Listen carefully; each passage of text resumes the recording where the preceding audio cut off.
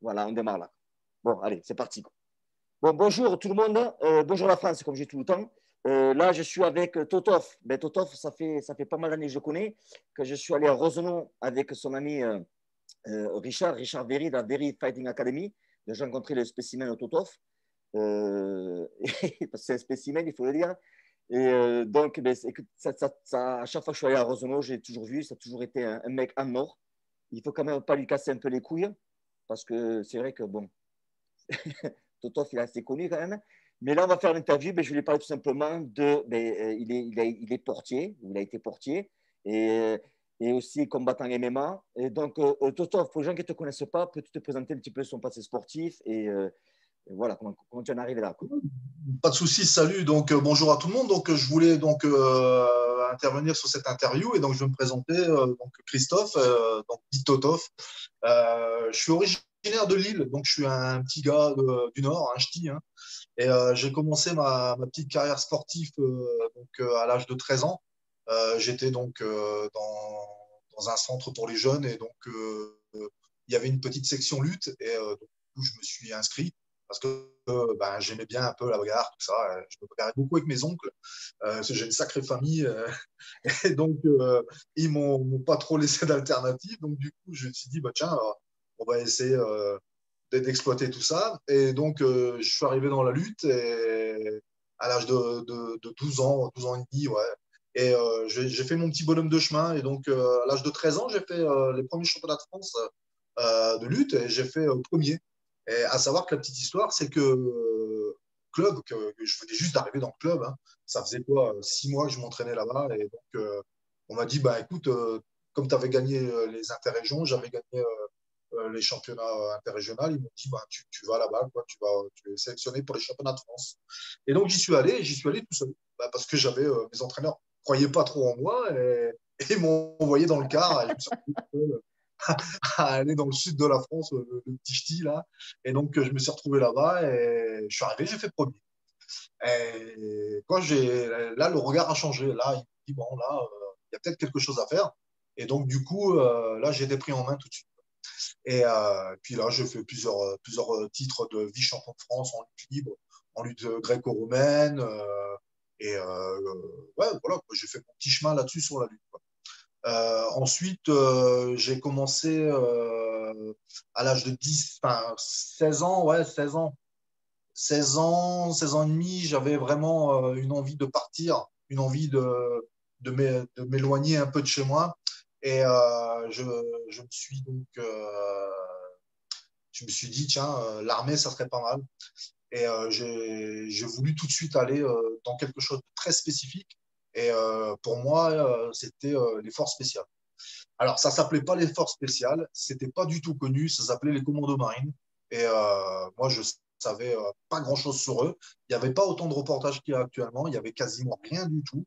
Mais j'ai rencontré un gars qui me parlait d'eux une fois. Il m'a parlé dans un dîner comme ça avec des amis. Et lui était dans la marine et il avait vraiment un engouement pour ces gens-là et qui me disait, mais c'est vraiment des êtres particuliers, ils font des choses vraiment intéressantes. Et il m'a un peu parlé de l'environnement des commandos marines, que je ne connaissais absolument pas. Et je me suis dit, tiens, pourquoi pas. Sauf que j'ai appris qu'on ne devient pas commando marine comme ça. On n'arrive pas un beau matin en se levant en disant, tiens, je vais faire commando marine. Ça n'existe pas. Donc, il faut d'abord aller dans la marine nationale. Il faut faire un brevet d'équipage. Donc, on arrive en tant que matelot. Hein, comme tout à chacun, avant d'être un grand chêne, eh ben, on est un gland. Et donc, à partir de là, j'ai commencé comme matelot. Et donc, à partir de cet instant-là, j'ai eu un brevet de matelotage. Ensuite, on m'a demandé quelle spécialité je voulais faire. J'ai dit commando marine. On m'a dit, ah, non, il y a une étape avant à faire, c'est fusier marin. Donc, je dis, bon, bah, ok, je vais faire fusier marin. Donc, j'ai fait fusier marin et après, j'ai été fusier marin, diplômé. Et ensuite, ben, vous êtes dans dire, dans une phase où vous devez faire des tests pour entrer chez les commandos. Donc là, c'est juste la phase test. Donc, vous avez pendant une semaine, vous avez des tests à faire. Et une fois que les tests sont faits, ben, là, vous êtes assujetti à rentrer dans un stage. Et donc, on était à peu près 75 à rentrer. Et à la fin du stage, on n'était plus que 10. Mm. Donc, on appelle ça une sélection naturelle, c'est-à-dire que vous ne dormez pas, vous êtes psychologiquement tout le temps sur les nerfs, on vous met la pression tout le temps, vous ne mangez pas en temps et en heure, vous n'avez pas le sommeil qu'il faut, vous êtes dans le froid, dans la pluie, souvent mouillé, extrêmement mouillé. Je crois que sur les 7 semaines que dure le stage, c'est-à-dire quand même 7 semaines, je crois qu'il n'y a pas une seule fois où j'étais sec. Et du coup, à partir de là, ben, vous faites ce stage et à la fin, ben, vous avez un béret vert. Et donc, ça a été une expérience pour moi qui était waouh, je ne sais pas comment dire ça. Pour moi, c'était un pari que je voulais faire avec mes parents et leur prouver que j'étais autre chose qu'un gars qui faisait rien de sa vie ou qui pouvait rien faire de sa vie. C'était un peu un pari pour lui dire, bah, tu vois, papa, je peux faire autre chose, je peux faire un truc dur. Mais lui, il n'avait aucune connaissance de ce que je faisais. Il n'avait aucune idée de ce que je faisais. Et en fait, il s'en foutait complètement. Donc, quand je lui disais, des fois, je l'appelais, je lui disais, tu sais, j'étais dans l'eau pendant 2 heures ou 3 heures dans la nuit où j'ai eu froid. Il me disait, ouais, mais t'as signé pour ça. Donc, du coup, voilà, voilà les compliments que j'avais de mon père. Mais il avait raison parce que, en fait, il n'y avait pas besoin de dire autrement que c'est de m'amadouiller ou de trouver des excuses parce que j'en avais pas. C'était effectivement moi qui avais signé pour ça. Et donc, à partir de là, je me suis dit, waouh, j'avais l'impression que j'étais dans un cauchemar ou dans un rêve. J'avais du mal à allier la réalité et le virtuel de tout ça. J'avais vraiment du mal à le manque de sommeil, de nourriture et tout ça. Ça a fait que. Mais bon, à la fin du compte, j'y suis quand même arrivé. Donc, je suis arrivé sur les 10, j'étais le sixième. Et donc, c'était un stage qui était très dur, qui était fait en hiver. Et ça se passe à Lorient. Donc, je ne sais pas si vous connaissez un peu Lorient, mais mois de décembre, Lorient, c'est pas le top c'est pas le top au niveau météorologique. Et donc, du coup, pas trop de soleil et pas trop de bonne température. Mais bon, ça forge le caractère et ça forge le. Et donc, effectivement, après ça, je me suis dit, waouh, je suis quand même peut-être devenu un homme. Et, et j'étais le plus jeune commando de France pour mon stage. J'avais 18 ans. Donc, j'ai eu le béret vert à l'âge de 18 ans, breveté parachutiste.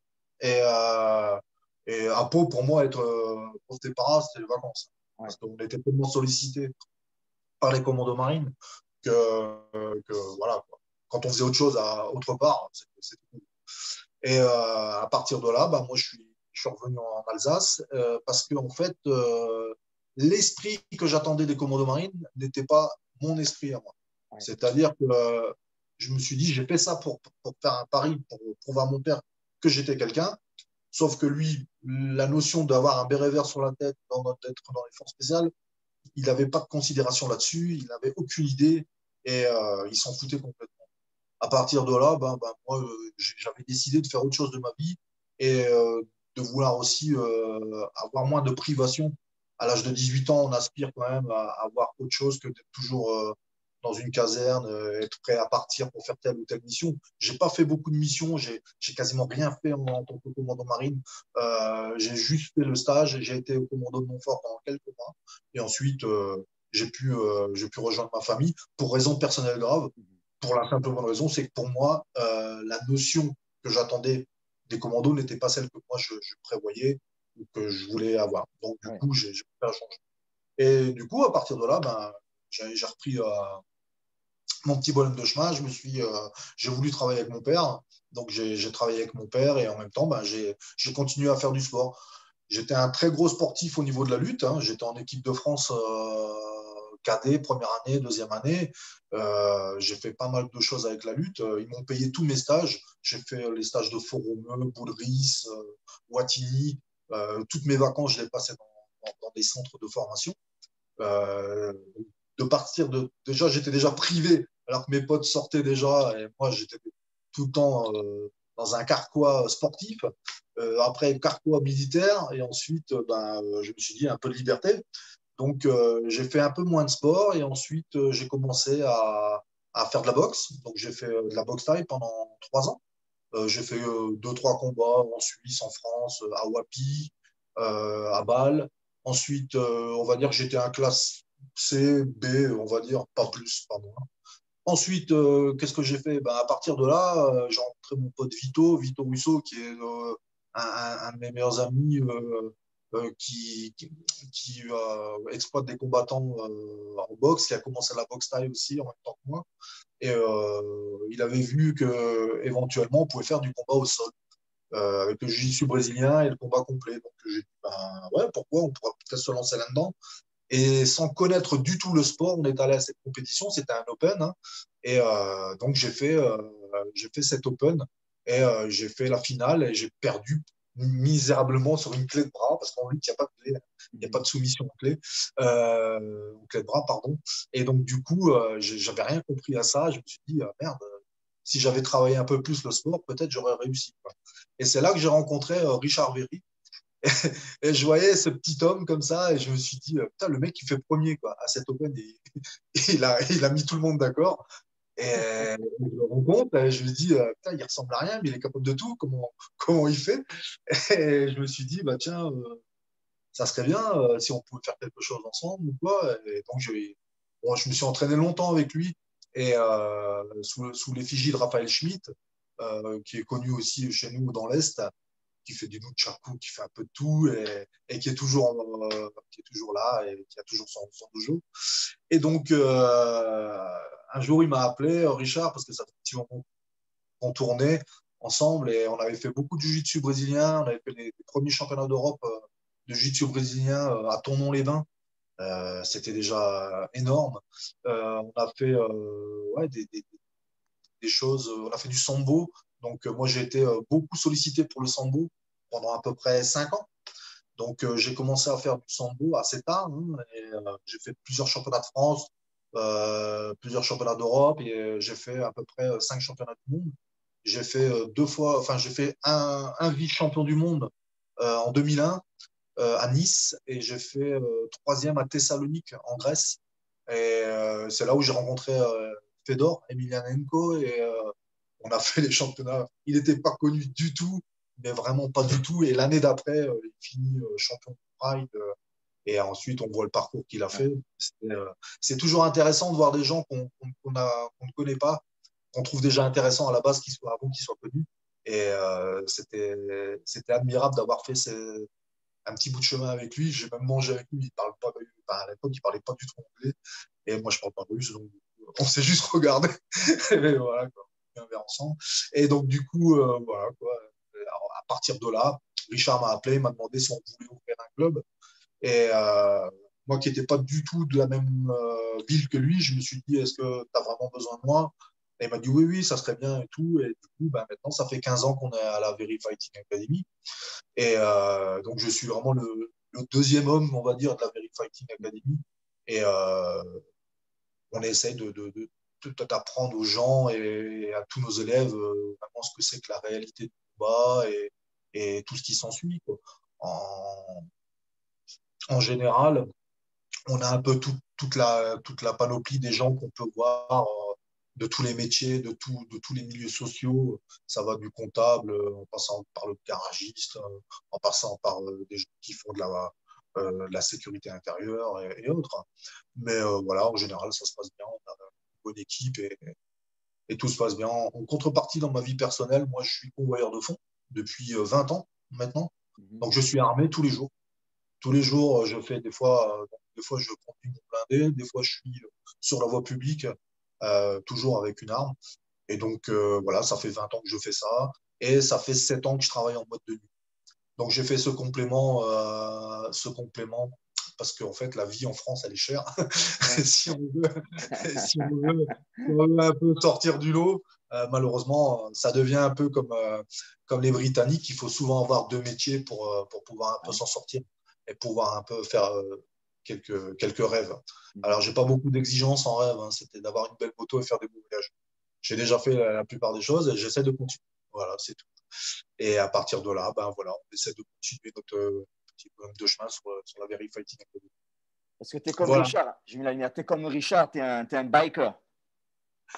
Ouais, j'essaye. On n'est pas dans un club MC parce qu'on aime trop notre liberté encore.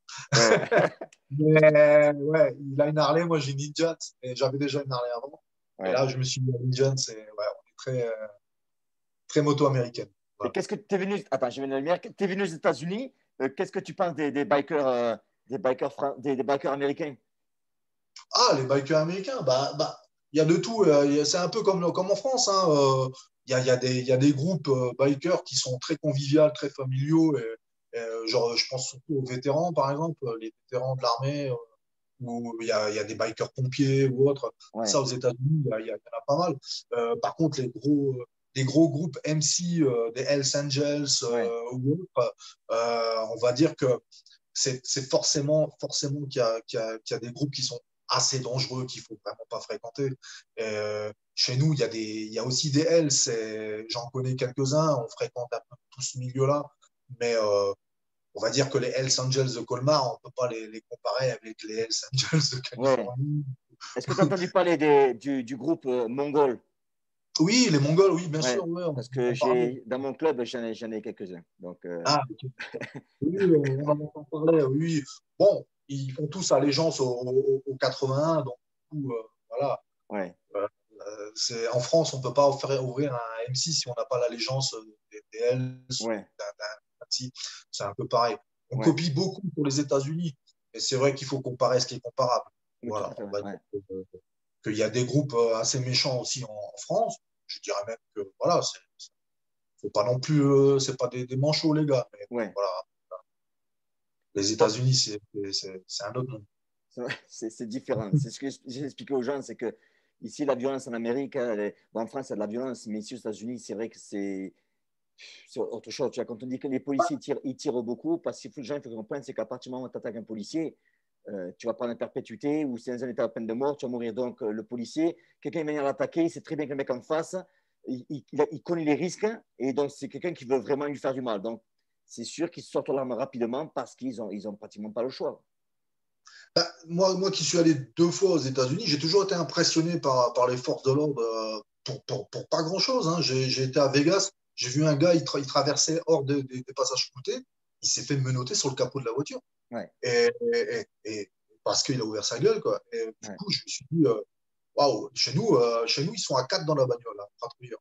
Aux États-Unis, ils ouais. sont tout seuls. Ils sont tout seuls. Euh, Ouais. et aux États-Unis, on pense qu'il y a beaucoup de bagarres et tout, machin. Ouais, il y en a, c'est vrai, quand même moins qu'en France. Tout à Je veux fait, dire, c'est vrai. aux États-Unis, on C'est met vrai. une patate au mec, on risque un an de tôle, Ouais, un an de prison. ouais, En France, on peut démater un gars, c'est un rappel à la loi, quoi. ouais, Je veux dire, ouais. tout est relatif, quoi, hein. Après, est-ce que le fait de réprimander, ça va assécher un peu cette violence extrême? Ben, la preuve que non. Parce Mhm. que le contexte est différent, la culture est différente et il faut prendre plein de paramètres en compte Ouais, qu'on n'a pas en France. ouais. Voilà. Maintenant, Totof, en tant que portier, je pense que tu prends un exemple de 10 bagarres dans une boîte de nuit. Tu en as combien qui finissent dans une salle d'urgence, en hôpital? En hôpital, Ouais, c'est-à-dire sur que 10, sur 10 bagarres en boîte de nuit qui arrivent, ouais. tu en as combien qui vont finir à l'hôpital, en fait? Ah, je dirais sur 10, je dirais 3. Trois qui vont finir à l'hôpital. Ouais, Quelle est 3 ou 4. la blessure classique que tu as en boîte de nuit? Que nous, on inflige. Ouais, on peut dire ça aussi, ouais.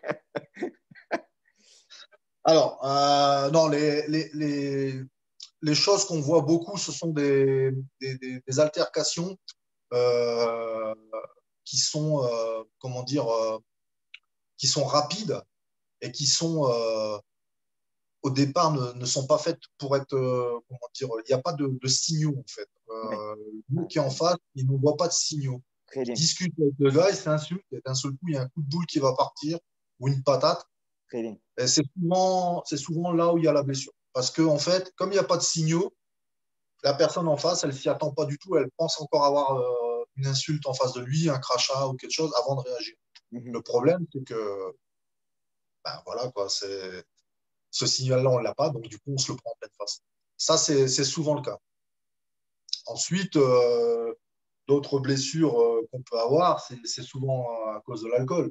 Ouais, C'est-à-dire qu'une personne qui veut se battre et qui n'est pas dans l'état complet de ses moyens, bah, il trébuche. On appelle ça un dommage collatéral. C'est-à-dire, bah, il tombe sur le bar, il tombe sur des verres ou quoi. Ça, c'est des blessures qui font, ne serait-ce que pousser. Il ouais, n'y a pas une larme, mais vous poussez, le mec est bourré, il tombe sur la table. il se ramasse du verre et il se retrouve avec un morceau de verre comme ça, planté dans le pied ou dans le bras, alors qu'il n'a rien demandé. Ouais, d'accord. Tu valides qu'en général, dans un bar, une boîte de nuit, comme tu expliques, ta philosophie, elle est exactement à 100% ce que moi je dis depuis des années. C'est-à-dire que très souvent, le bagarre de rue, ça parle, et puis boum, ça part d'un coup. Et est-ce que Ouais, tu confirmes qu'en général, c'est soit qui frappe le premier qui gagne? souvent, souvent, Ouais, souvent, souvent, ouais. souvent. Même moi, au niveau de mes interventions, j'ai souvent, pas fait de signaux, pas trop, hein, mais souvent, ouais, souvent. Ouais. C'est un constat qui est là. C'est une statistique. Vaut mieux être le loup que l'agneau, hein. Tout Donc, à fait, tout à fait. à partir de là, à partir de là, de toute façon, l'issue, quand on voit dans les histoires, les débuts d'histoire ou les propos qui sont engagés entre deux personnes, que je sois spectateur ou que je sois acteur de cette bagarre, on sait que l'issue, elle va être là. Elle va contribuer à une bagarre, à un coup, à être poussé ou autre chose. Donc, du coup, à partir de là, oui, bien sûr qu'il faut être là, tout Qu'est-ce de que tu, suite. qu'est-ce que tu penses de la philosophie que quelqu'un qui est vicieux a plus de chances de gagner que quelqu'un qui est technique? Ah oui, bien sûr. Exactement. Bien Est-ce sûr. que tu penses que maintenant, quelqu'un qui est vicieux et technique a plus de chances de gagner? Aussi, bien sûr, bien sûr. Bien sûr. Ça, pour moi, c'est une évidence. C'est une évidence. C'est une évidence. Vous pouvez avoir un gars qui se permet de dire ouais, moi j'ai fait ci, j'ai fait ça, je vais te défoncer. Là. Et vous avez le gars derrière qui prend un cendrier, qui vous le met dans la tête, ou un truc qu'on n'a pas vu, hein, Ouais, quelque chose de ce style. Et souvent, ça arrive comme ça. Combien de ouais, fois j'ai des gars qui étaient très forts par rapport à un gars qui était plus faible, et le gars, lui, qu'est-ce qu'il faisait? Ben, il allait dans sa voiture, il est le plus faible, et il sortait quelque chose qu'on n'avait pas vu, ou ouais, alors, et après, c'est trop tard, on fait quoi? ouais. On peut être 2 mètres de haut, et quoi? Vous avez quelqu'un qui est armé de soi. Voilà, Mhm. c'est Ouais, notre manière de voir les choses. ouais. Donc, quand on en revient à la philosophie de quelqu'un qui va frapper en premier, en général, il va gagner. C'est ce que moi, je l'ai vu quand je dis dans les prisons de Los Angeles. En statistique, on le voit, je crois que c'est 90% des gens, quand ils sont là, ils parlent, et boum, ça part comme ça, de là, ils gagnent. C'est Donc, ça. quand on voit la philosophie, c'est ça que j'essaie d'expliquer aux gens. Moi. Quand tu vois que le gars qui frappe en premier en général, il va gagner très souvent le combat. Tous ces gars qui enseignent la self-défense, qui disent, bon, le gars, il va rentrer, il va te mettre un grand pataque et tu vas faire 1, 2, 3, 4, tu vas me le soigner. Qu'est-ce que tu penses de tout ça? Ah, là, c'est un gros débat pour moi, tout ça. Bah, je dirais que si vous croyez que Dieu a marché sur l'eau, si vous croyez à Star Wars et si vous croyez à tout ça, bah ouais, pourquoi pas, ça peut le faire. Mais la réalité, c'est pas ça. Ouais, La réalité, c'est absolument pas ça. ouais. On peut se permettre, ça peut marcher, je dis bien, dans une relativité qui est quand même assez lointaine. Soit un gars qui est pas en possession de ses moyens par l'alcool Mhm. et par des choses, on peut faire un geste technique qu'on voit en self-défense et qui va marcher parce que soit le mec, c'est un SDF, il a 3 litres de rosé dans la tête et effectivement, oui, ça va marcher. Mais oui, mais le gars, il avait bu toute la journée. Donc, effectivement, il est resté au soleil. Euh, ouais, ok, ça peut marcher, oui. Mais un gars qui est en pleine possession de ses moyens, Ouais, euh, j'en doute fortement. J'en doute fortement. ouais, D'ailleurs, moi qui ai vu beaucoup de bagarres et qui en fait pas mal, j'ai rarement vu ça. Par contre, quand vous avez un aspect technique et que vous pouvez le mettre en œuvre, ça vient automatiquement, ça viendra automatiquement. Après, vous allez me dire, ouais, mais le gars qui fait 100 000 fois le mouvement, comme le Wing Chun, ou un mouvement, le mec qui travaille en crave sur le même mouvement tout le temps, tout le temps, tout le temps, ça peut marcher. Ça peut marcher une fois, ouais, mais ça dépend le degré de la bagarre, ça dépend comment ça s'est passé, mais généralement, ça ne se passe pas comme ça. De ouais, toute façon, il n'y a pas de plan préétabli pour une bagarre. ouais, Ça se pourrait. tout à S'il y fait. avait un cahier des charges avec je te mets une droite au début, je te mets une gauche, ensuite, voilà, il va se passer ça et on finit par un étranglement, tout le monde serait heureux, tout le monde serait. Bah, je Ouais. sais que ça va commencer comme ça va se finir comme ça, on va tourner à droite et ça ira bien, tout va bien se passer. Mais non, c'est pas ça. Et tu vois, toi, tu as dit une chose là, tu as dit une chose qui est hyper importante, j'espère que les gens ils vont faire attention à ce que tu viens de dire. Tu as dit que quelqu'un, par exemple, qui a répété 1000 fois la même technique, qui vient peu importe du système de défense, qui va faire ça, Il y a une chose qui est hyper importante, c'est que quand tu vois les mecs qui pratiquent leur mouvement de self-défense, ils vont faire 1, 2, 3, 4, 5, 6. Ils continuent de 1, 2, 3, 4, 5, 6. Ils font la répétition. Le problème qu'il y a, c'est que quand ils font 1, 2, 3, 4, 5, 6, quand ils font une droite, en fait, c'est pas boum, c'est ça. Donc, s'ils pratiquent ça, ils vont faire ça dans la rue. Mais quand tu fais ça dans la rue, un mec, ben, si c'est un puncher, il va rigoler. Oui, et puis il va pas réagir forcément comme lui, il aura envie qu'il réagisse. Tout à fait.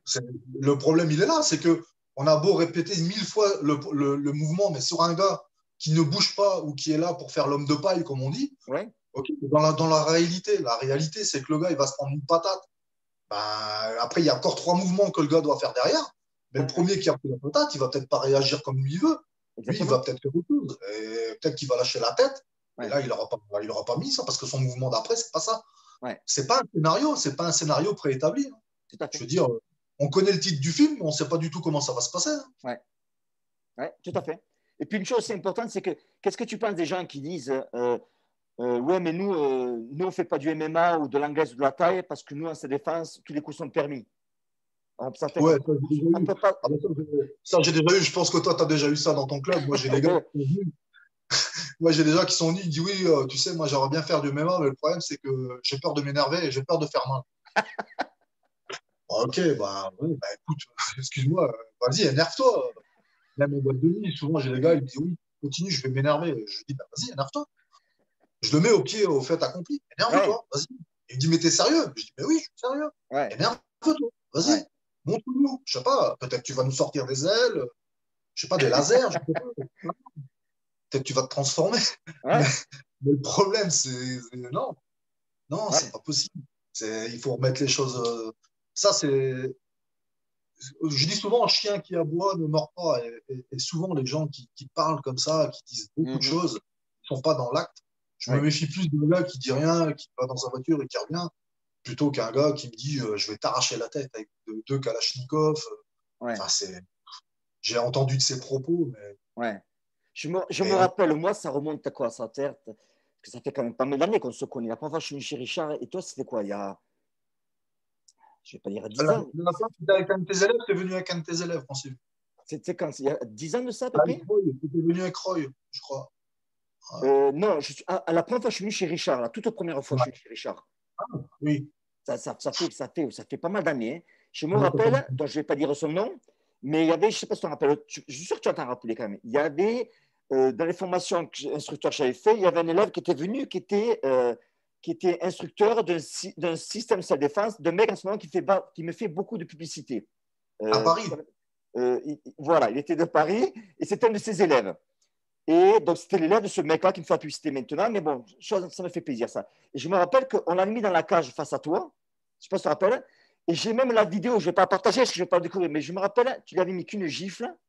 Je ne sais pas si tu te rappelles ça. Il était tombé par terre et il n'était pas fier.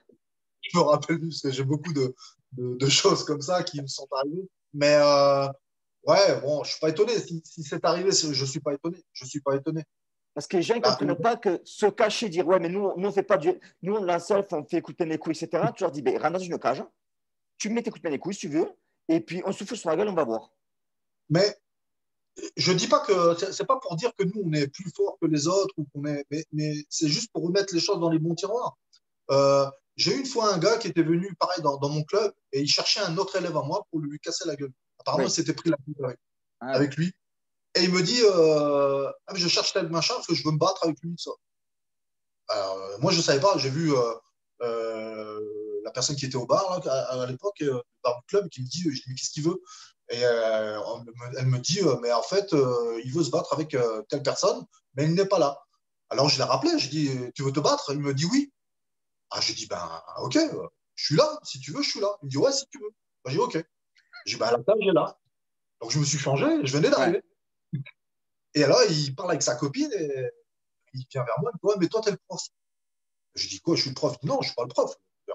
Je fais partie du club et tout, mais je dis, et alors, je le voyais moins insistant, quoi. Sur le Ouais. coup, il était, voilà, il a dit, ouais, lui, finalement. Alors, je lui ai dit, écoute, c'est simple, on va faire une chose. J'ai dit, toi, tu peux faire ce que tu veux. Tu mets des coups de boule, tu mets des coups de coude, tu peux mettre des coups de tête, ce que tu veux. Tu tapes avec ce que tu veux. Moi, je n'ai pas le droit de te taper.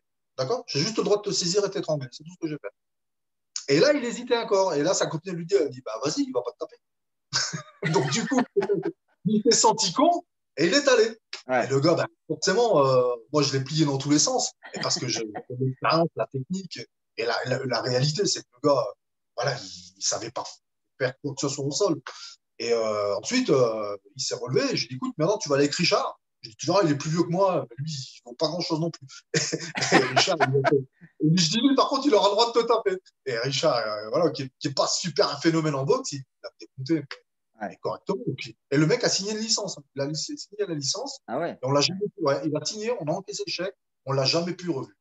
Ouais. C'est des choses qui arrivent. Ouais. On a des gens comme ça qui font que, voilà, ils se disent telle chose. Mais bon, après, j'ai eu des gars qui m'ont dit, mais moi, j'ai fait de la boxe thaï en Thaïlande, genre pendant 3 jours. Le mec, il a fait de la boxe thaï en Thaïlande 3 jours. Ouais.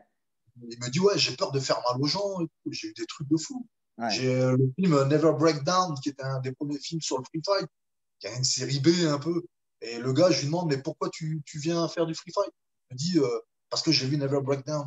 J'ai dit, mais tu sais, Ouais. ici, tu vas pas te battre avec des jolies filles en short, tu vas regarder et faire ouh, comme ça. Ouais. C'est pas ça, la réalité, c'est pas ça. Je dis Ouais. souvent aux gens, tu sais, c'est c'est pas un film ici, c'est un sport. Alors, il y a un truc qui m'énerve aussi, c'est souvent on me dit, ah, mais le MMA, c'est quand même plus dur que les autres sports. Je dis, mais t'as fait quoi comme sport avant? Il me dit, ah, mais la boxe, c'est plus dur que la boxe, et le judo, et tout ça.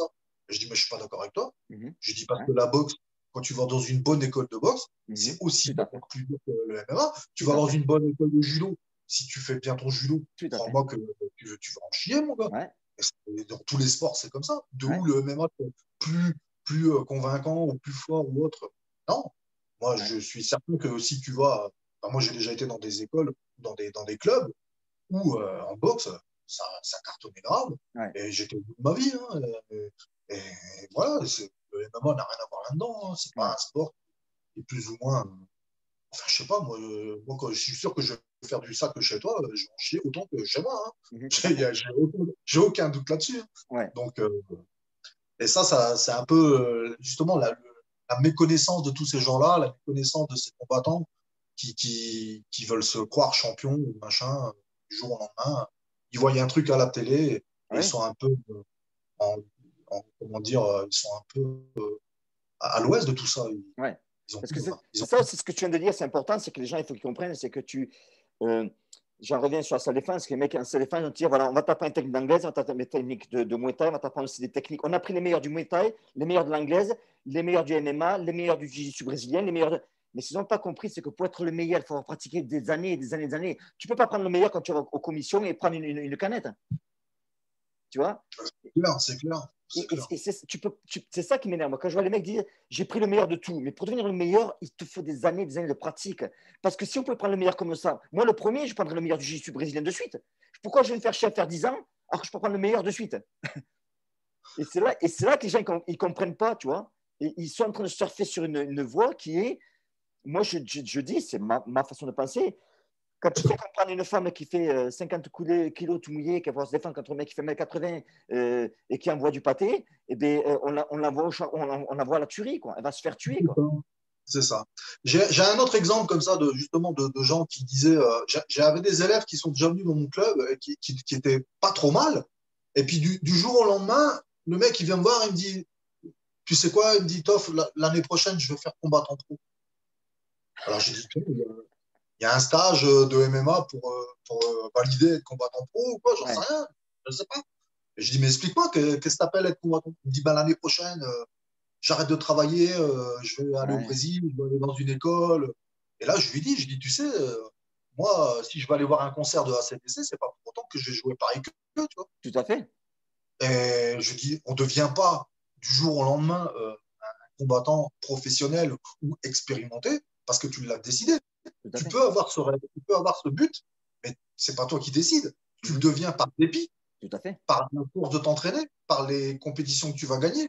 Si tu commences à gagner des championnats régionaux, après nationaux, et ensuite internationaux, et ensuite ben, on te repère, ben oui, là, ok, par dépit, tu feras champion. Parce que tu n'auras pas le choix. Il y a un Ouais, moment, il va falloir choisir. ouais, Comme Conor McGregor, il y a un moment, il a choisi. tout Soit à il fait. continue à travailler en usine, soit il continue à faire ce sport. Mais il a dû faire un choix, et le choix Ouais, n'était pas simple. puisque de toute façon, le salaire, il ne vient pas tout de suite.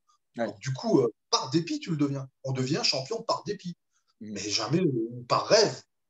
Et le rêve arrive par le dépit, Tout à fait. mais jamais, jamais on devient.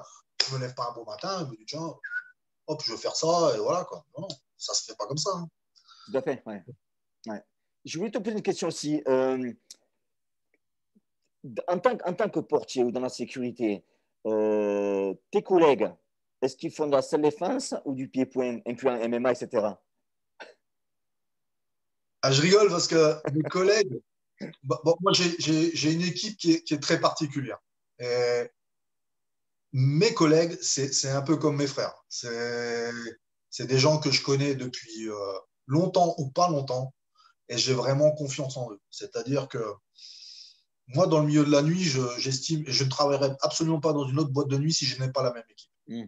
Au jour d'aujourd'hui, là, avec le Covid, notre boîte, elle est en train de dépérir, et je ne pense pas que je pourrais travailler en boîte de nuit. En tout cas, pas tout de suite. Mais si l'occasion devait se représenter, se représente, ça sera avec les mêmes personnes.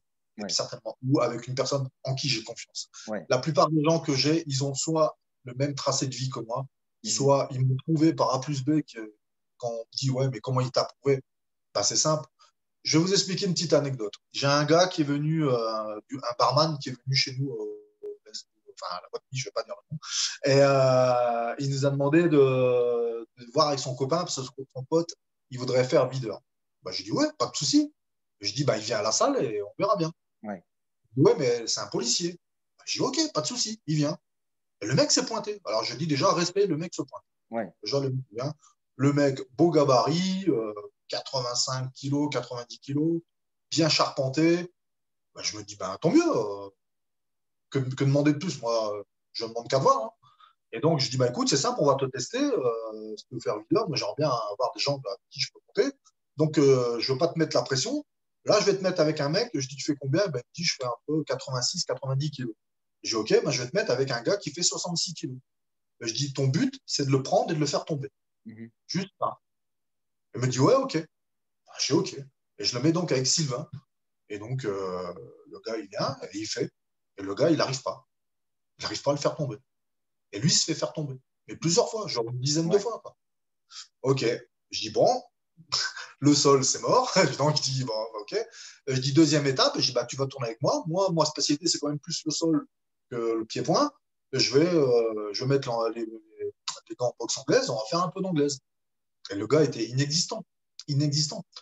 Et, et en fait, je voulais lui dire qu'il n'était pas bon pour ça, et qu'il n'était pas fait pour ça. Mais il ouais, s'en est rendu compte tout seul. Il ouais, s'est assis, il m'a dit, ouais, c'est bon, j'ai compris. Ah, ok. Et pourtant, il n'est pas sorti avec une tête comme ça, hein. ouais, Il s'est rendu compte par lui-même qu'il était à la rue complète. Parce il a tourné avec un gars on aurait dit un enfant à côté, qu'il n'a pas réussi à le faire tomber. Et moi, je suis allé à 2%, et le gars, il n'était pas là, quoi. ouais. Soit il a raté le casting, soit il n'était pas fait pour ça. Ouais. Voilà. On a un peu ce type de personnes. Et donc, du coup, il faut remettre les choses dans les bons tiroirs, tout simplement. J'aimerais bien ton opinion sur, quand tu reviens au portier boîte de nuit, c'est que tu as des gens qui apprennent la salle défense. Moi, le mot salle défense qui me fait chier, c'est quand tu dis salle défense, surtout les clients qui ont une salle défense, ils ont un profil de victime, déjà. Souvent, Ils ont un souvent, profil de victime. Alors que souvent. un portier de boîte de nuit ou quelqu'un même qui est policier, peu importe, qui n'a pas peur de contact, en fait, c'est pas la défense. Il faut être quelque part dans la tête, hein, il faut être un petit peu malade, parce qu'il faut aimer faire mal. On a cette idée, tu peux pas être portier et manger des chamallows en journée, c'est pas possible. Tu vois, et quelque part, il y a un droit de. C'est plus la défense, c'est que si tu me casses les couilles, je vais te faire mal. Donc il y a ce côté agressif. Donc on n'est plus en défense, mais on est en offense. Tu vois, qu'est-ce que tu penses de ça? Alors, je vais citer ma propre expérience vis-à-vis de toi. Oui, Parce que moi, quand je t'ai rencontré, j'étais déjà combattant. oui. Et j'étais très réfractaire à tout ce qui était self-défense. Vraiment. Mhm. Je détestais ça. Et honnêtement, je ne voyais pas l'intérêt de faire ça. Mhm. Honnêtement. Ouais, Et comme tu disais, souvent, je voyais soit c'était des victimes, les gars, soit c'est des gars qui se la racontaient, soit voilà. Enfin bref, j'étais vraiment très, très réfractaire. Et c'est pas parce que je te connais ou quoi, mais tu m'as vraiment, comment dire, remis le pied à l'étrier sur la façon de voir les choses au niveau de la self-défense et au niveau de comment réagir. Et c'est pas parce que je te connais ou que je veux te lancer des fleurs ou quoi, Oui. mais moi, le jour où j'ai fait le stage avec toi, ça m'a décomplexé sur beaucoup de choses.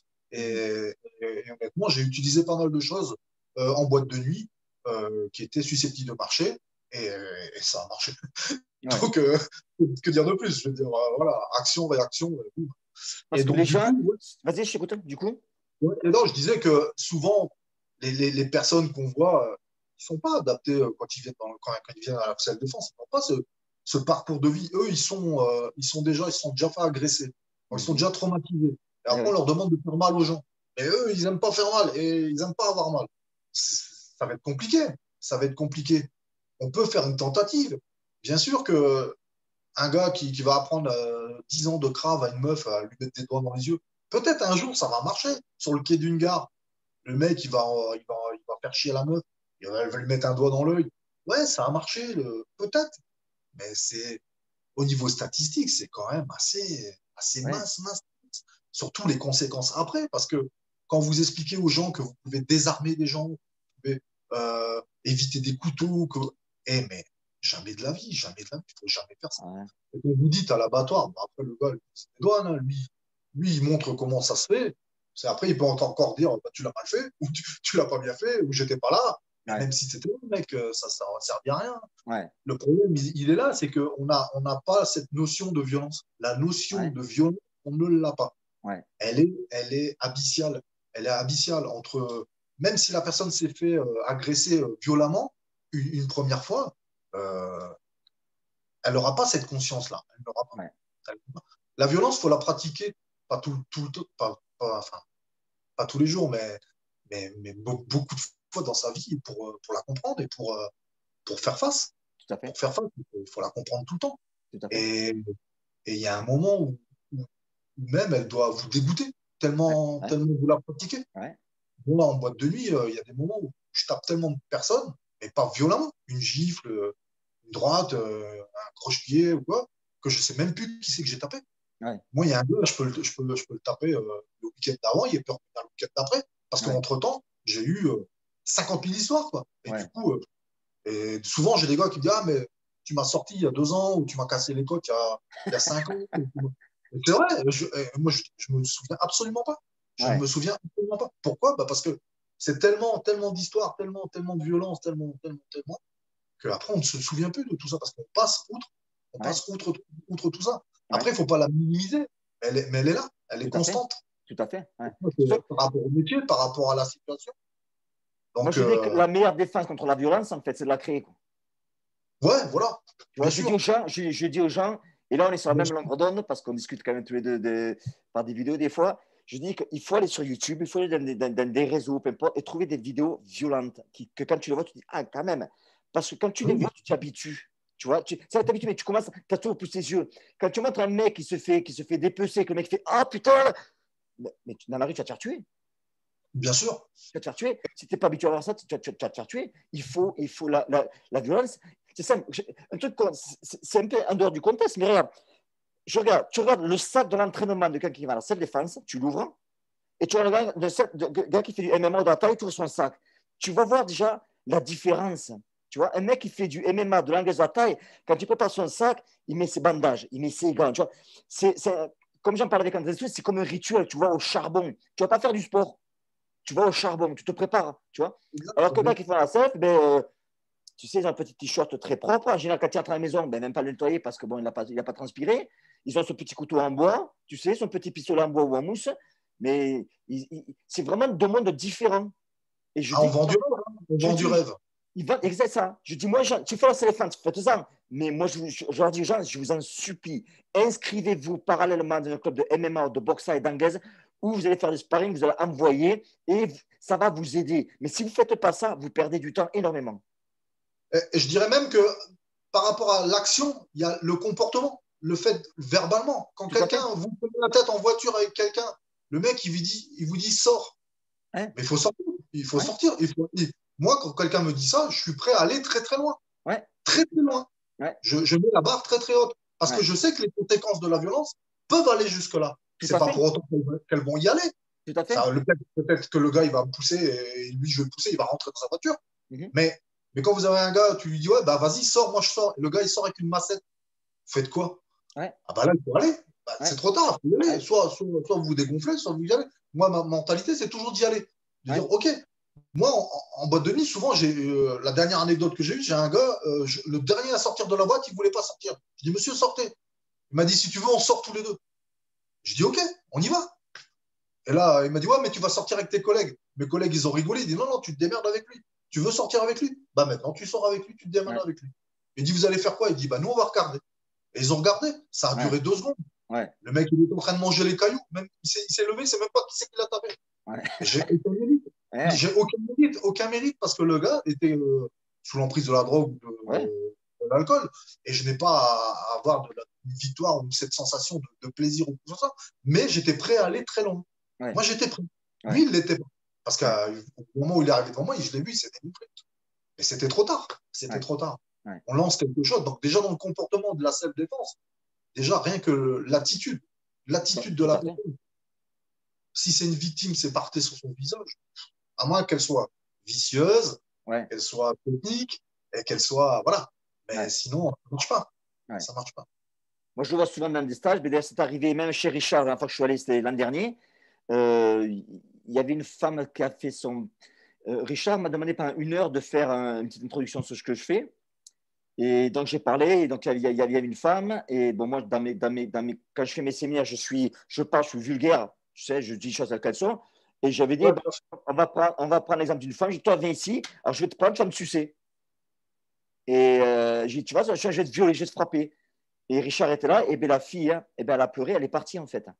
tout à fait, on a déjà eu ça aussi avec des stages qu'on a fait de chez toi. On avait fait ça et on a eu des comportements comme ça similaires. Et c'est pas parce que c'est une femme, hein, Non, ça n'a rien à voir. Hein. Parce que les femmes, moi j'ai eu l'occasion d'entraîner des femmes. Je peux vous dire que les femmes, elles sont plus tenaces que les hommes. Les pires combats que j'ai vus de ma vie, c'est des combats de femmes.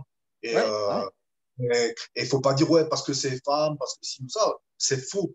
Une femme, si elle est déterminée, si tout à fait. elle est pire qu'un mec. Ah, tout à fait. Je suis catégorique là-dessus. Ah Et ouais, ouais, ouais. Mais c'est vrai que le fait d'avoir cette position de victime, et les gens, dès qu'on leur parle un peu fort ou quoi, bah, ouais, ils pleurent. Hein. Ils ouais, pleurent et on se demande ce qu'ils font là. tout à fait. Là, il y a du boulot. Hein. Ouais. Là, pour remonter la pente, Mais tu sais, quand tu parles des femmes, on dit la mère ours tue plus que le père ours. c'est pareil. C'est pareil. Tu vois, donc je suis entièrement d'accord avec toi. Et quand on parle, je pose une autre question là, les gens me disent, on ne va pas aller dans les détails, Toto, parce que je sais que les gens ils cherchent, ils n'arrivent pas à trouver. Moi, ce que je fais, en fait, on ne peut pas trouver de vidéo sur ce que je fais, parce que ce que je fais, ça ne s'explique pas, c'est quelque chose qui se vit. Ce que je peux dire, c'est que Toto, il est là, je ne fais pas 1, 2, 3, 4, 5, 6, 7. Ce que Bah, je c'est fais, inutile. C'est inutile. c'est complètement inutile. Donc, ce que je fais, c'est hyper direct. Ça peut choquer, mais ça fait partie du combat de rue. Et c'est pour ça que moi, les gens avec qui je m'entends le mieux, parce que je ne fais pas la salle des femmes, les gens avec qui je m'entends le mieux dans mon système de protection que je fais, ce sont tous les gars qui font du MMA, de l'anglaise de la taille. Et tous qui ont fait des formations avec moi, qui venaient du crabe ou peu importe leur style, et puis ils ont arrêté, ils ne sont jamais restés. Ils sont revenus dans leur système parce que ce que j'explique, c'est trop direct, c'est trop simple. Et c'est pour ça que je ne fais pas de vidéo, parce que ça ne m'intéresse même pas. J'ai dit, hey, Carillon, on ne voit pas de vidéo de toi, ce que tu fais. Mais je n'ai pas à faire de vidéo. Quand je suis en France où tu viens faire un stage, et tu vas voir ce qu'on fait. C'est clair et net. C'est très direct. Tu vois. Oui, puis de toute façon, comme dit, ouais, je pense que par vidéo, si on n'a pas la conversation qu'on a en début de stage avec toi sur justement cette philosophie de comprendre la violence et de l'avoir vécu ou de l'exploiter un peu si on arrive encore un peu à l'exploiter. Mais si on n'a pas cette conversation-là, si on n'a pas cet état d'esprit, et, on ne peut pas comprendre. Tout On à va fait. montrer quelque chose qui sera trop simple et qui sera si on n'a pas cette discussion avant, si on te voit mettre un doigt dans l'œil, on va dire c'est bon, il y a au crowd, il y a aussi ça, il y a ça.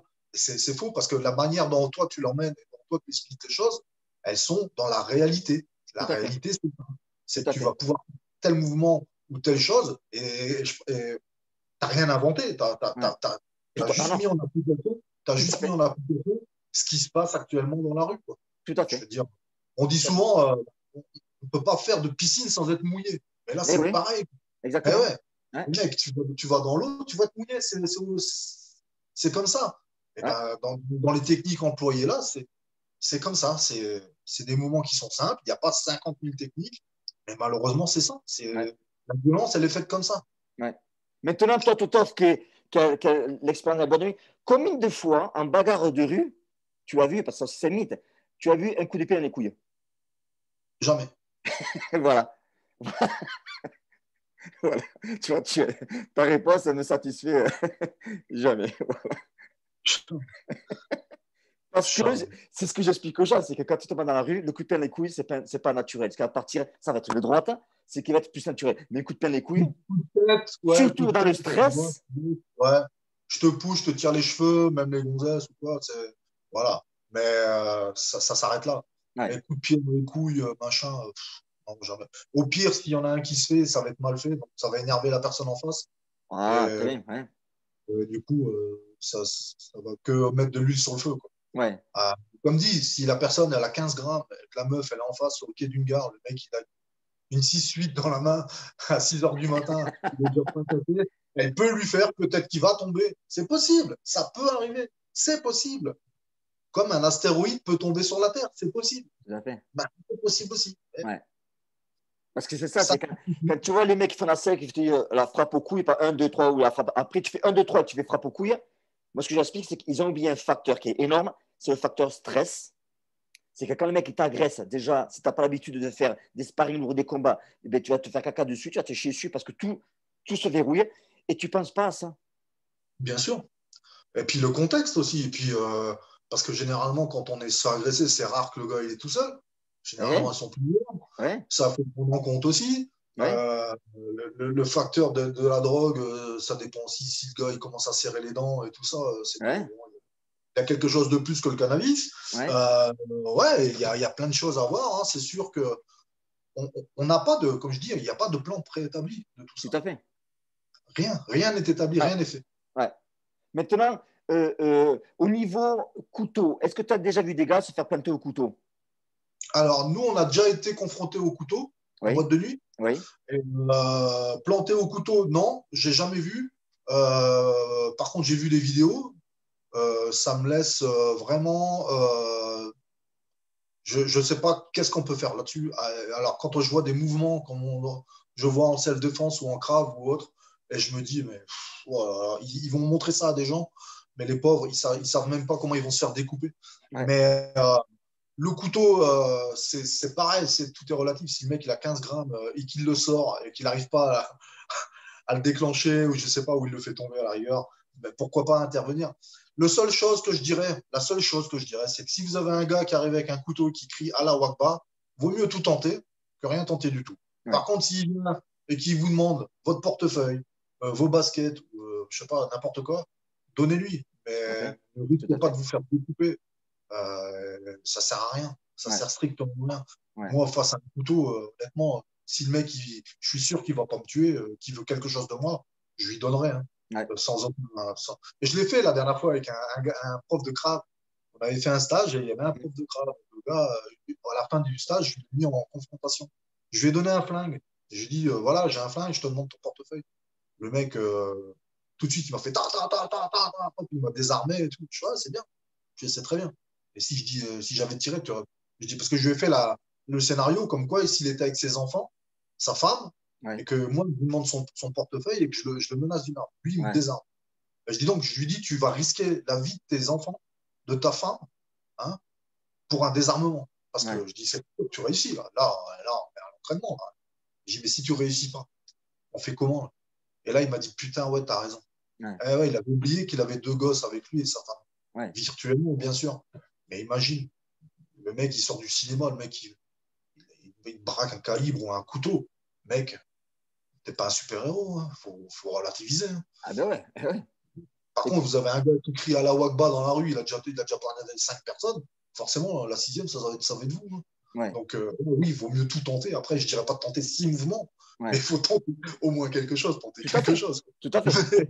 Et puis ce que tu viens de Voilà. dire là, tu sais, quand tu dis de Allah Akbar, c'est important. Pourquoi? Parce que tu dis Allah Akbar, parce que moi j'ai grandi les quartiers, tu as grandi aussi. Pourquoi? Parce qu'en ce moment, en France, quand il y a des trucs qui se passent avec des couteaux, que ça comme ça, c'est toujours Allah Akbar. Si le gars disait Jésus-Christ et qui te tuait, on dirait Jésus-Christ. Si Oui, c'était Bouddha, on dirait bien sûr. Bouddha. Donc voilà, que les Mais gens bien me sûr. disent ouais, Cario, raciste, non, allez vous faire enculer à tous qui me disent ça déjà, quelque chose ça clair. Oui, parce que en ce moment, c'est d'actualité, Tout à c'est pour fait, ça. voilà, voilà, Mais, c'est ça, parce que moi, je les vois déjà arriver, les mecs, je les vois arriver. Ils essaient de trouver le point faible pour attaquer, quoi. Alors, si vous pensez que je suis raciste, vous allez vous faire enculer, je dis bien haut et fort, et je dis que c'est pareil, si c'était hey, Jésus, et je te plante, on aurait dit Jésus. On parle de l'actualité, ce qui se passe là, quoi. Donc, on en parlait plutôt avec Totof aussi, de ses amis. On partage le même point. Totof et moi, on partage exactement le même point. Donc, je mets les pendules avant que tu les enculés, tu sais, qui envoient, je les connais, quoi. Et qu'est-ce que je vais te dire de plus, toi, concernant le couteau, euh, moi je dis que quelqu'un qui te sort un couteau, si toi tu as un couteau, déjà tu es un peu mieux, parce que maintenant, le gars, si moi je vais pouvoir me faire planter aussi, si tu veux quelque chose d'interférer avec, tu peux, mais quand le mec qui t'attaque au couteau et que tu vas faire un 2 3 4 5 et que, on arrive à ce que tu disais, c'est là que les mecs ils sont dans la mythomanie, mais complète. oui, complètement. Ouais. Tu le vois aux États-Unis, j'en parle déjà parce que j'ai travaillé pendant plus de 10 ans avec la police ici. 9 policiers sur 10, pas 1 sur 10, 9 sur 10, alors qu'ils sont entraînés, ils sont là tous les jours. 9 sur 10 disent que quand la lame est sortie, ils ne l'ont pas vu arriver. Mais bien sûr, je pense que le gars qui fera ces mouvements-là contre un gars qui a un couteau, il va pas se rendre compte tout de suite, mais il va pisser le sang. Tout Et à c'est fait. sûr, Tout à il va fait. être lacéré partout. Il s'en rendra pas compte, mais Tu sais, il va parce être qu'ils lacéré. ont le secret. C'est comme quand je vois des mecs qui enseignent comment se sortir d'un rear choke. Hein, ils ont le secret pour s'en sortir. Je me dis, alors, un gars comme Conor McGregor, qui est MMA professionnel, il s'est fait choquer par Khabib, il n'a pas pu s'en sortir, alors que c'est son métier, et vous faites la seule défense, et vous avez la recette, mais j'aimerais bien qu'il la montre quand même. Bah, c'est ce que je dis à mes élèves. Il y a toujours des contre-techniques aux techniques. Mais nous, c'est pas des solutions qu'on donne, c'est des chemins à prendre. Mais Ouais, est-ce que ça va marcher? On ne sait pas, ça va marcher. tout Bien à sûr fait. qu'il y a une contre-technique à la technique. Bien sûr il y a, sur YouTube, il y a plein de différentes façons de sortir d'un choc, mais est-ce que ça va marcher? Eh Ça, ouais, c'est pas sûr. Eh ouais, ouais. ouais, Mais statistiquement, si on regarde tous les combats, ça marche pas trop bien, quoi. ouais. Voilà, c'est une évidence. Mais si vous connaissez bien le sport ou si vous connaissez bien les techniques de jiu-jitsu brésilien, oui, il y a des techniques qu'on va sortir plus que d'autres. Il y en a qui sont. Il n'y a pas de technique imparable. Ça, c'est faux. Il Ouais. y a des techniques qui. On peut toujours faire quelque chose. Mais il y a pas de. C'est pas des solutions. Ouais. Et, C'est des, ouais, et des chemins. dans le choke, c'est ce que j'explique aux gens, moi, j'ai dit, c'est que tant que la main, tant que la main n'est pas passée là, si tu la pêches là, tu as des possibilités. Mais à partir du moment où elle est passée là, elle est verrouillée là, mais tes chances d'en sortir. Dès que la main est passée là, tes chances d'en sortir, elles sont peanuts. Oui, voilà. Il y a tout à prendre en compte. Il y a l'état physique du gars, il y a plein de choses à prendre en compte. Les Ouais, artères, tout ça. Voilà. La ouais, température, j'en sais rien, ouais. mais c'est possible, bien sûr. Et puis Tout est relatif. une chose importante aussi, c'est que ce qu'ils oublient, ces mecs de la seule défense, bon, le gars qui fait ça, tu vas faire un 2-3, mais la question est primordiale, comment tu en es arrivé là? Oui, déjà. Oui. Comment il a fait pour passer derrière toi? Voilà. Parce que Oui, quelqu'un qui oui. va te faire un rear chop en boîte de nuit qui n'arrive pas derrière, il va pas arriver gentiment, comme je viens dans une vidéo de faire le Calimero. Il va te mettre une bonne droite, ça va partir là, et boum, ta dalle en impact, et là, tu es moins fier, quoi. On sera plus sur une opportunité qui se retrouve dans cette position-là plutôt que d'un plan bien établi de dire bah tiens je vais lui faire ça. De toute façon moi à chaque fois que j'ai maîtrisé des gens au sol en boîte de nuit c'était pas je n'ai pas dit bah tiens je vais faire ça, ça va être fait comme ça, je vais faire ça comme ça et comme ça, non, je l'ai fait par opportunité, Ouais, c'est-à-dire que d'après la position qu'il avait ou d'après comment il était placé, oui j'ai fait telle ou telle technique ouais, et encore je n'ai pas dit que j'allais la passer, je me dis tiens je vais essayer de la faire ouais, et jamais de ma vie, je me suis dit elle va passer. ouais. Souvent, souvent j'ai passé des trucs, genre des guillotines ou des trucs comme ça, elles sont passées. Bah, des fois, elles ne passaient pas, mais c'est les Ouais, dents qui tombaient. Mais bon, voilà. bien sûr. Mais voilà, c'est des opportunités. Est-ce que tu es Moi, d'accord est-ce que tu es d'accord avec moi que euh, pour passer une clé ou peu importe, ben, quand tu as frappé le gars en premier, c'est plus facile à placer après. Ah, il faut toujours attendrir le bœuf avant de le manger. Toujours. Écoutez bien ce qu'il a dit là, redis-le, tonton, redis-le. Il faut toujours attendrir le bœuf avant de le manger. Donc, il faut taper la viande. Et malheureusement, on est là.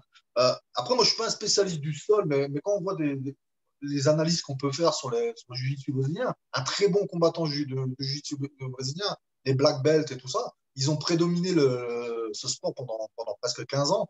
Et à partir du moment où il y a eu les frappes au sol qui étaient quand même assez nombreuses, parfois, on n'arrivait plus à construire son jiu-jitsu. On n'arrive plus à avoir un plan de technique. Parce que quand vous avez 3-4 patates qui arrivent dans la tête, le cerveau, il ne dit pas, bah, tiens, tu vas aller sur un Juji, sur une Kimura. Hein. Lui, il dit, sauf qu'il peut, ou sauf toi, mais Tout à fais fait. quelque chose, préserve-toi. Ouais. Et on le voit très bien. Il y a des gens qui étaient très, très bons au sol, et dès qu'ils prenaient quelques patates au sol, ils n'étaient plus rien. Hein. C'est Ouais. fini. Hein. Ouais. Nous, on a des gens chez nous qui sont très bons au sol, des lutteurs ou des judokas ou des judokas.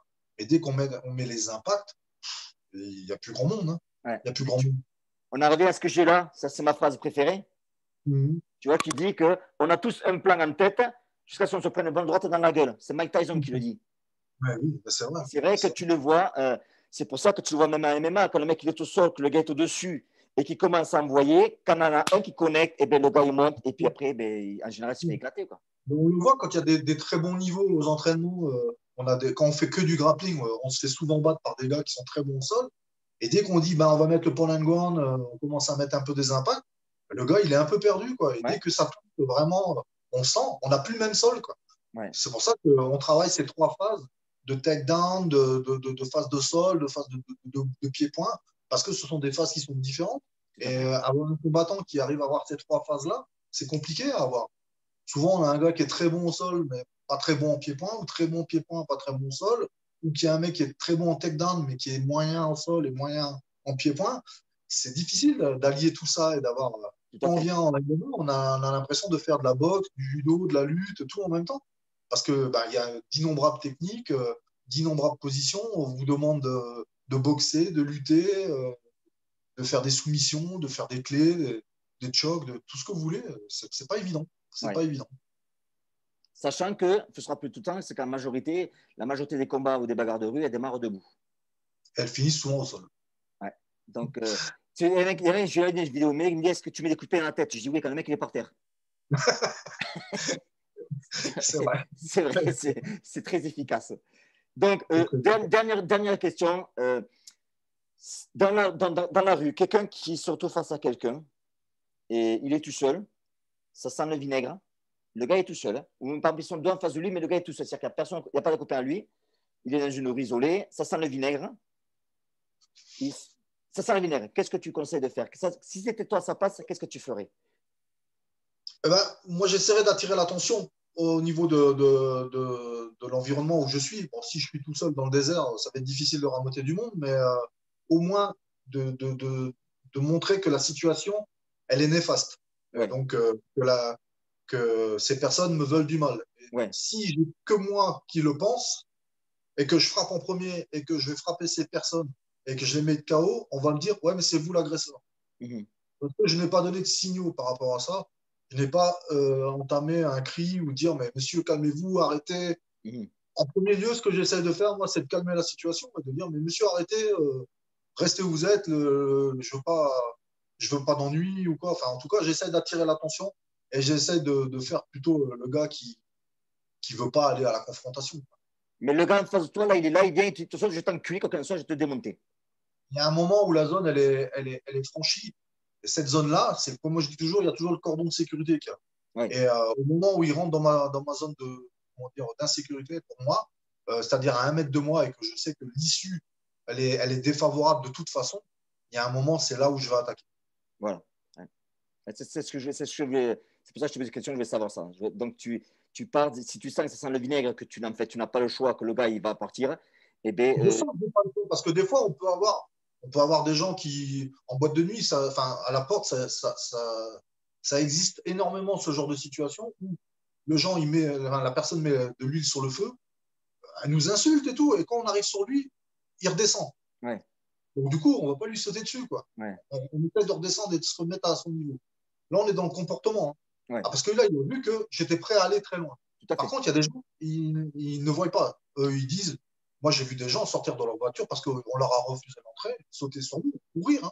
Ouais. Courir, sauter sur nous, prendre une pierre, essayer de nous fracasser le crâne avec. Enfin, on a vu des cas exceptionnels. Hein. Ouais. Des voitures, hein, on a essayé de nous écraser avec des bagnoles. Enfin, des fois, j'explique aux gens, ils n'arrivent pas à me croire. Mais au moment où la personne voit, comme tu dis, on n'a pas le choix. On appelle ça le point de non-retour. Moi, j'attends toujours le point de non-retour. J'essaie toujours de discuter. J'essaie toujours de ramener le gars, essayer. Mais ça ne va pas durer longtemps. Hein. Ça dure pas. Je ne suis pas assistante sociale non plus. Hein. Ouais. Je veux dire, ça dure 5-10 secondes. Ouais. Et voilà, si j'arrive à expliquer les choses et tout, machin, ok. Et si j'arrive pas, je fais comment? Ouais. Il y a un moment, il faut se défendre. Il y a un moment, il faut attaquer. Et pour moi, la défense, c'est l'attaque. Exactement. Exactement. Et, Ouais. Maintenant, une chose, c'est une question qui vient à l'idée là. Donc, toi, toutes les choses que tu as fait en boîte de nuit, les bagarres que tu as fait, etc., est-ce que ça toujours. Est-ce que c'est beau comme on monte dans ses défenses 1, 2, 3, 4, 5, 6, 7 ou est-ce que c'est ça là? non, c'est sale, c'est sale. Voilà. Je vais parler de Johnny, c'est lui Oui. mon ami Cédric, qui est décédé malheureusement l'année dernière, mais ils ont eux deux, enfin, Johnny a 21 ans de boîte de nuit, et Cédric en avait pratiquement 20 ans. Ils m'ont tout appris à la peau. Et il m'avait déjà un peu prévenu sur. Mais moi, je ne les croyais pas. Des fois, ils Ouais. me racontaient des histoires, et franchement, je leur disais, ouais, les gars, vous la racontez peut-être un peu. Hein. Et en fait, franchement, on était loin de penser tout ça. Mais quand on y est, waouh, ouais, c'est sale. Hein. C'est sale. Et puis, moi, des mouvements de 1, 2, 3, 4, 5, 6, je ne sais même pas de quoi tu parles. C'est pas 1, 2, 3, 4, 5, 6. Tu sais ce que C'est, je dis, moi? Plus c'est tu beau, comptes déjà plus. 1, 2, 3, 4, 5, 6. Et toi, tu dis, ouais, on est deux, ils sont 6. Ouais, là, ok. C'est tout. Et Moi, puis, je tu dis. sais, Vas-y, j'écoute. souvent, en boîte de nuit, ce qui est marrant à la porte, c'est que des fois, on refuse les gens. Et des fois, il y en a, ils disent, ouais, mais je suis corse. Après, il y en a qui Ah, disent, ouais, mais je suis russe, ouais, mais je suis kosovar.